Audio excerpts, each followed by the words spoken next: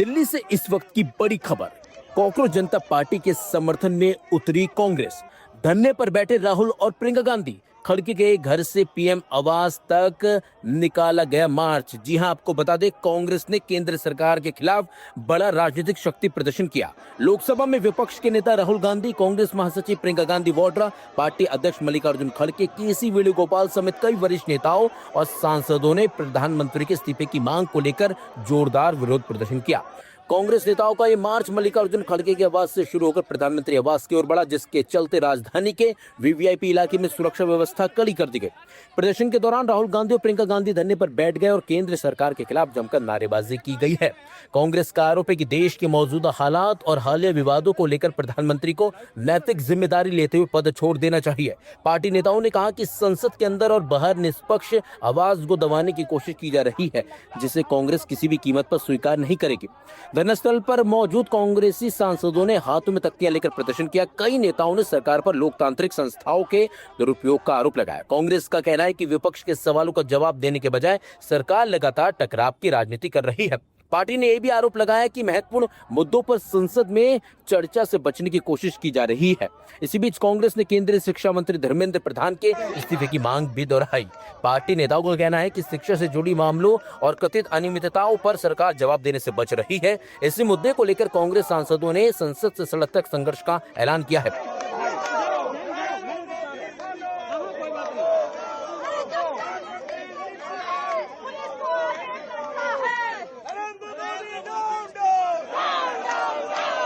राहुल गांधी ने प्रदर्शन के दौरान कहा कि कांग्रेस जनता के मुद्दों को उठाती रहेगी और सरकार को जवाब देना ही होगा। प्रधानमंत्री आवास के आसपास सुरक्षा एजेंसी को अलर्ट कर रखा है। प्रदर्शन को देखते हुए बड़ी संख्या में पुलिस बल की तैनाती की गई है। कई इलाकों में यातायात को अस्थायी रूप से प्रभावित किया गया है। हालांकि कांग्रेसी नेताओं ने कहा कि उनका विरोध पूरी तरह से शांतिपूर्ण और लोकतांत्रिक तरीके से किया जा रहा है। राजनीतिक जानकारों का मानना है कि संसद सत्र के बीच कांग्रेस का ये प्रदर्शन आने वाले दिनों में सियासी तापमान को और बढ़ा सकता है। विपक्ष इस मुद्दे को राष्ट्रीय स्तर पर उठाने की तैयारी में है, जबकि सत्ता पक्ष भी कांग्रेस के आरोपों का जवाब देने की रणनीति बना रहा है। फिलहाल प्रधानमंत्री आवास के बाहर जारी इस विरोध प्रदर्शन पर पूरे देश की नजरें टिकी हुई हैं। अब देखना होगा कि कांग्रेस के इस आक्रामक रुख का राष्ट्रीय राजनीति पर क्या असर पड़ता है और सरकार इस पर क्या प्रतिक्रिया देती है।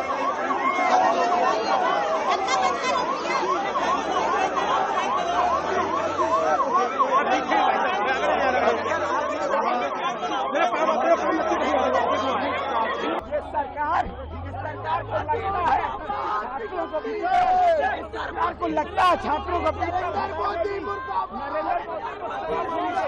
नरेंद्र मोदी मुर्दाबाद। सरकार निकम्मी है।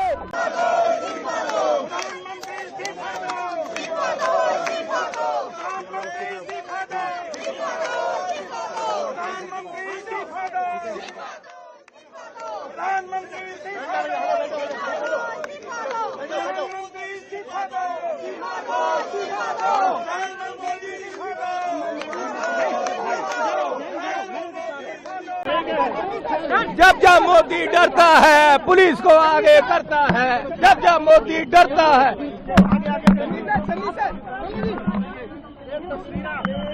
लिया जा रहा है सर। ये आतंकवाद है, बीजेपी का आतंकवाद है। ये बीजेपी का आतंकवाद है।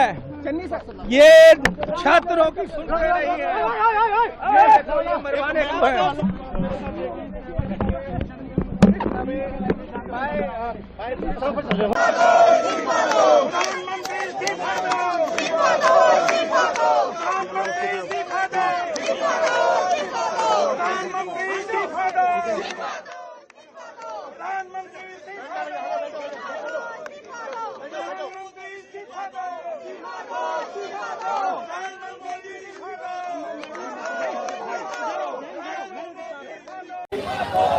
भैया भैया वो लाइव है भाई आगे बढ़ो यार, आप लोग स्पीड अप करो।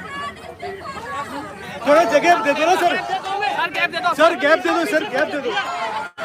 भाई गैप बोलो ना, ये फेस में आ रहे हैं। भाई थोड़ा स्पीड में चलो ना, क्या करेंगे?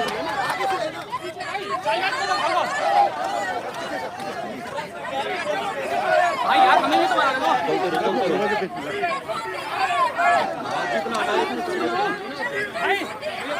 यार आप ही आए जा रहे हो फेस पे तो।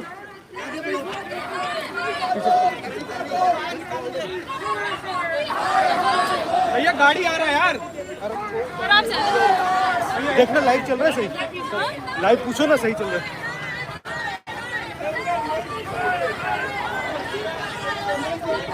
आपके आगे आगे ही चलेंगे, बैठ नहीं कर रहे हैं बिल्कुल।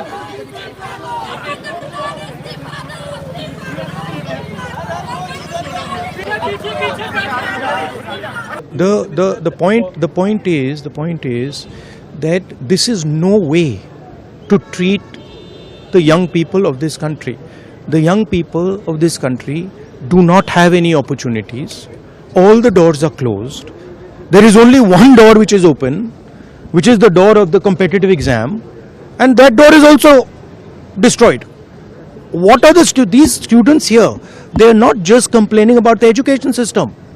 They are complaining about their future. They are saying that in this country today, because of Mr. Adani and Ambani, because of the RSS complete takeover of the education system, because of the pracharaks becoming vice chancellors of universities, we have no future. That's what they're saying. This is not just about education.